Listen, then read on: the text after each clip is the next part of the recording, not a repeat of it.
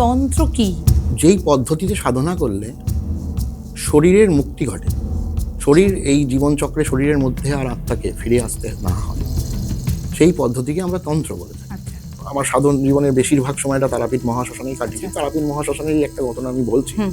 তো জপ তর্পণ আহুতি করতে গেলে যখন আমরা দেবীর জপ করি, দেবীর সাধন করতে শুরু করি, তখন দেবীর যারা সহচরী রয়েছে তারা বাধার সৃষ্টি করে।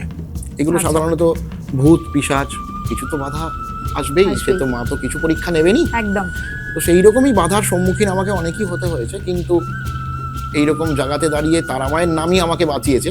আচ্ছা। গুরু বলেই দিয়েছিলেন যে যদি কোনো সময় কিছু ভয় হয়, আসুন না ছেড়ে তারামায়ের নাম করবি, তারামাই তোকে এসে বাঁচাবে।